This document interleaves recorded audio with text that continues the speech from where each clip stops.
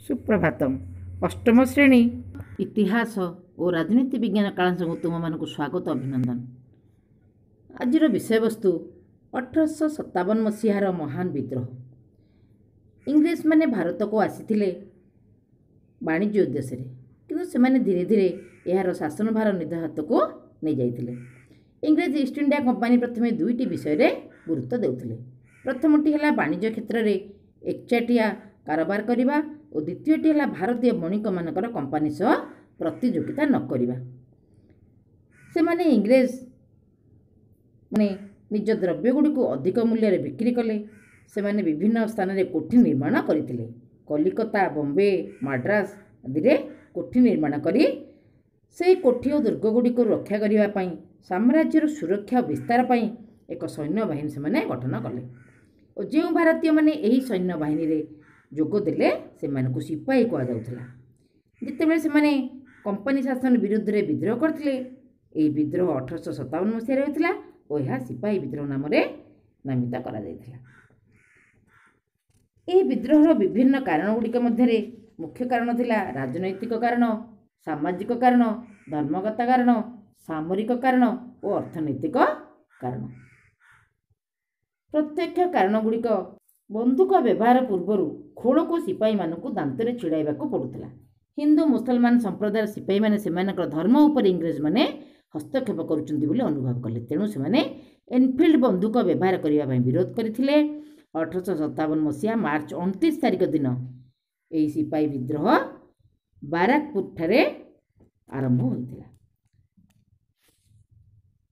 ସ୍ୱାଧୀନତା ସଂଗ୍ରାମୀ ମଙ୍ଗଳ ପାଣ୍ଡେ ବଙ୍ଗର ବାରାକପୁରଠାରେ ଏନଫିଲ୍ଡ ବନ୍ଧୁକ ବ୍ୟବହାର କରିବାକୁ ସ୍ପଷ୍ଟ ମନା କରିଥିଲେ। ଇଂରେଜ ଅଫିସର ତାଙ୍କୁ ବାଧ୍ୟ କରିବାରୁ ସେ ରାଗି ଯାଇ ସେହି ବନ୍ଧୁକରେ ଇଂରେଜ ଅଫିସରଙ୍କୁ ହତ୍ୟା କଲେ। ମଙ୍ଗଳ ପାଣ୍ଡେ ହତ୍ୟା ଅପରାଧରେ ଅଭିଯୁକ୍ତ ହୋଇ ମୃତ୍ୟୁଦଣ୍ଡରେ ଦଣ୍ଡିତ ହେଲେ ଏବଂ 1857ର ଇଂରେଜମାନଙ୍କ ବିରୁଦ୍ଧରେ ବିଦ୍ରୋହର ସ୍ଫୁଲିଙ୍ଗ ଚାରିଆଡ଼େ ବ୍ୟାପି ଯାଇଥିଲା ଓ ଏହି ବିଦ୍ରୋହର ବହ୍ନି ସାରା ଦେଶକୁ ଆଲୋକିତ କରିଥିଲା। ବିଦ୍ରୋହୀମାନେ ଇଂରେଜମାନଙ୍କୁ ଓ ଇଂରେଜ କର୍ମଚାରୀମାନଙ୍କୁ ହତ୍ୟା କଲେ, ସେମାନଙ୍କର ଘର ପୋଡ଼ି ପକାଇଲେ। ବୃଦ୍ଧ ମୋଗଲ ସମ୍ରାଟ ଦ୍ୱିତୀୟ ବାହାଦୁର ଶାହ ଜାଫରଙ୍କୁ ବିଦ୍ରୋହୀମାନେ ଭାରତର ସମ୍ରାଟ ବୋଲି ଘୋଷଣା କଲେ। ବିଦ୍ରୋହ ମହାରାଷ୍ଟ୍ର, ମଧ୍ୟ ଭାରତ, ରାଜପୁତାନା, ବିହାରକୁ ବ୍ୟାପି ଯାଇଥିଲା। ଦିଲ୍ଲୀ, ଲକ୍ଷ୍ନୌ, କାନପୁର, ବରେଲି, ଝାନ୍ସିରେ ଏହା ଅଗ୍ନିସ୍ଫୁଲିଙ୍ଗ ରୂପେ ବ୍ୟାପି ଯାଇଥିଲା।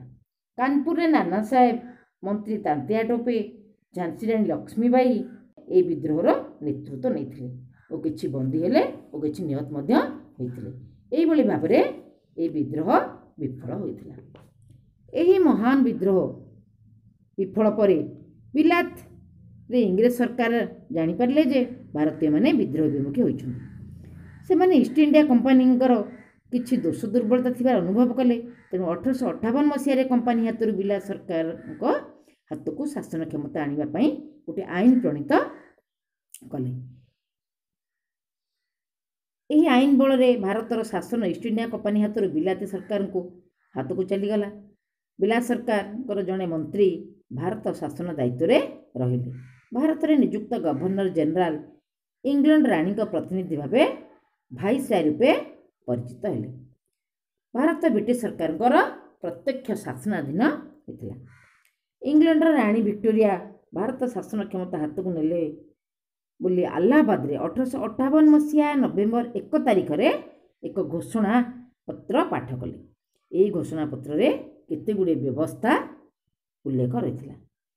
ସେଗୁଡ଼ିକ ହେଲା, କମ୍ପାନୀ ଶାସନ କାଳରେ ଦେଶୀୟ ରାଜାମାନଙ୍କ ସହିତ ହୋଇଥିବା ଚୁକ୍ତି ଅପରିବର୍ତ୍ତିତ ରହିବ। ଦେଶୀୟ ରାଜାମାନଙ୍କର କ୍ଷମତା, ପଦମର୍ଯ୍ୟାଦା ଏବଂ ସମ୍ମାନ ଅକ୍ଷୁର୍ଣ୍ଣ ରହିବ।